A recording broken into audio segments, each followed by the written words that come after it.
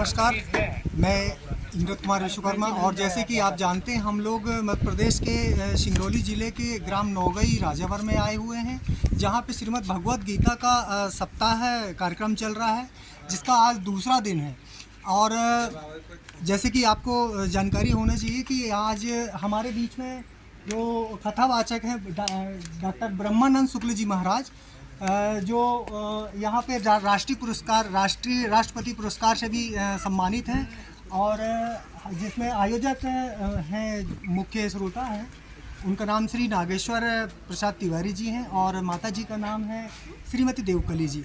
आइए हम सीधे स्वामी जी पंडित जी से बात करते हैं कि वो लोग कैसे शुरुआत कर रहे हैं और कब से ये कार्यक्रम चल रहा है।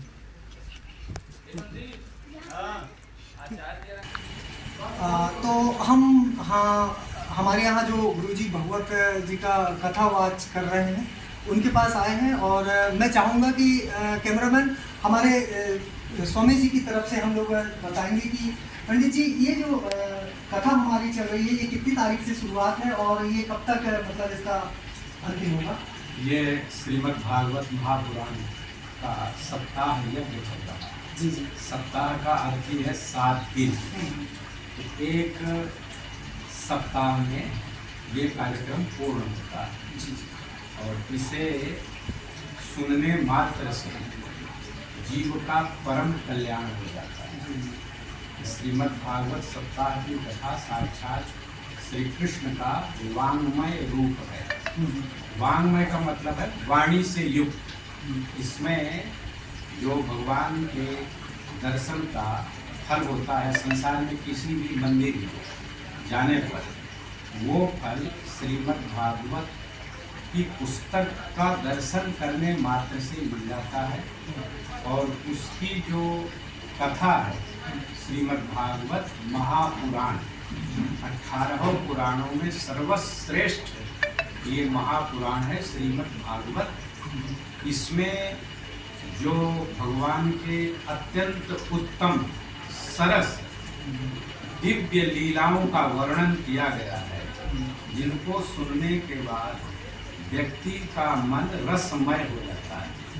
व्यक्ति को सुखी होने के लिए रस की जरूरत पड़ती है।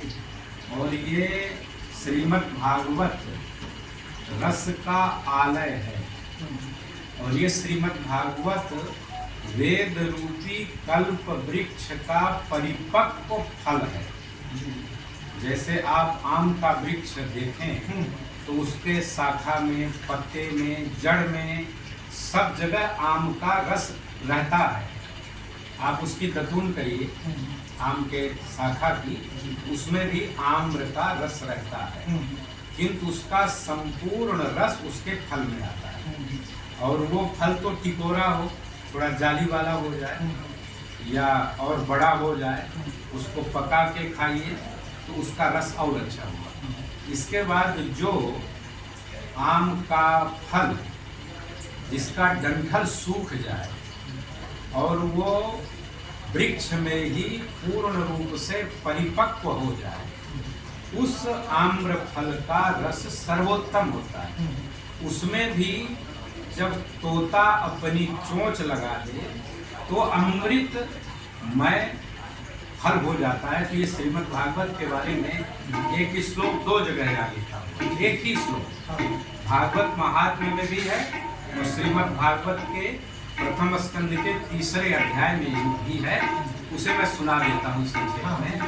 निगम कल्पतरोर्गलितं फलम् सुखमुखादमृतद्रव संयुतं पिबत भागवतं रसमालयं मुहुरहो रसिका भुवि भावुका।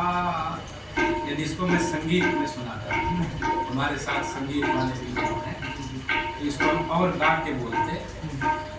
तो निगम माने वेद ही कल्प वृक्ष बने, कल्प तरु माने वृक्ष ट्री, और उस निगम कल्प तरु का ये अत्यंत परिपक्व फल है जिसमें सुख मुखाद अमृत द्रव संयुतम, सुख माने सुखदेव, सुख माने तोता, पैरट, तो उसके मुख का संयोग होने से ये जो अत्यंत परिपक्व आम्र फल है, ये अमृत रस से संयुक्त हो गया है ये फल, इसलिए इस फल को खूब पियो।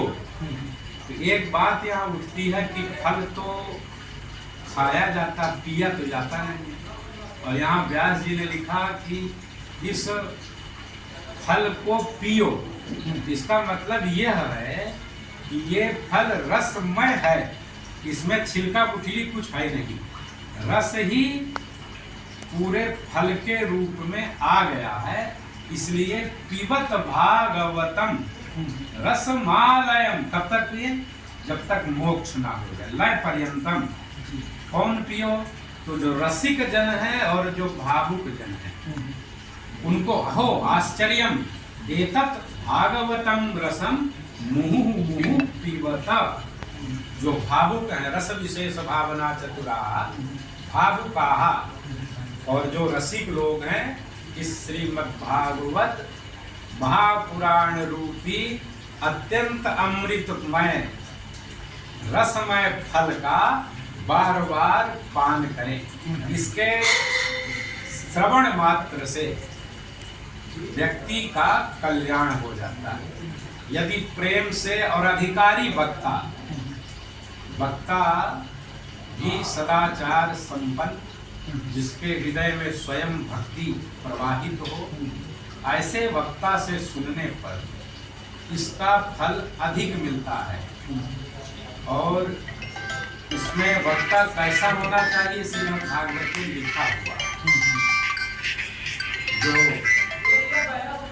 सांसारिक उदाहरणों को भी दे सके, स्वयं भक्ति करता हो, जिसके स्वरूप का दर्शन करने से भगवत स्मृति होती हो, और वो स्वयं भक्ति रस का भोक्ता हो, भक्ति रस के स्वादिष्ट हो, जिसने स्वयं अनुभव किया हो, ऐसे वक्ता के द्वारा।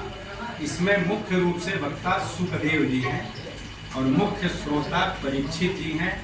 वैसे इसमें विदुर ने मैत्रेय को बताया है, उद्धव और विदुर का भी संवाद है, अनेक तरह के संवाद हैं। पंडित जी थोड़ी सी जानकारी और मैं चाहूँगा श्रोताओं को देने के लिए कि ये आप जो कथा कर रहे हैं पिछले आपकी उम्र के अनुसार मुझे लगता है पिछले कई जगह किए हैं, तो अपना कुछ अनुभव। हाँ बिल्कुल, आपने सही कहा। और सबसे पहले मैं ये भी जानना चाहूँगा कि आपका अपना स्वयं का परिचय।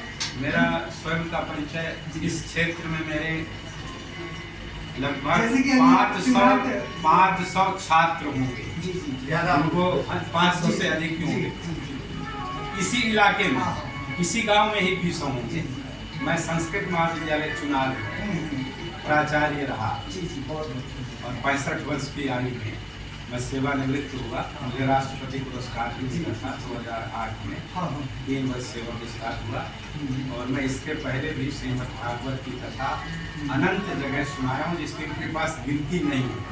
दिल्ली, पंजाब, राजस्थान, गुजरात, महाराष्ट्र, मध्य प्रदेश, उत्तर प्रदेश, छत्तीसगढ़, बिहार, झारखंड, उत्तराखंड, न जाने कहाँ कहाँ सुनाया हूँ। और सब जगह बहुत श्रेष्ठ भागवत की कथाओं को सुना के मुझे अत्यंत संतुष्टि मिली। और यहाँ भी हमारे छात्र हैं, जिस परिवार में तिवारी परिवार है, नागेश्वर तिवारी जी के घर में श्रीमद् भागवत का आयोजन हो रहा है। तो यहाँ इसी घर में मेरे लगभग तिवारी परिवार में लगभग 20 छात्र होंगे जिनको मैंने पढ़ाया है। कल सब आए थे, हमसे मिले भी, कल से ही शुभारंभ हुआ है। 29 तारीख तक यहाँ मैं रहूँगा और दिव्य भागवत की कथा आप लोग कथा सुनने भी आएंगे। तो जैसे कि अभी आपने स्वामी जी के माध्यम से सुना कि यहाँ पे श्रीमद् भगवत गीता का कथा वाचन हो रहा है ना। तो मैं चाहूँगा श्रोताओं को कि ज़्यादा से ज़्यादा संख्या में लोगों का तांता लगा हुआ है और चित्रंगी ब्लॉक के समस्त जो श्रोतागण हैं आए और भगवत कथा का यश पाएं। धन्यवाद।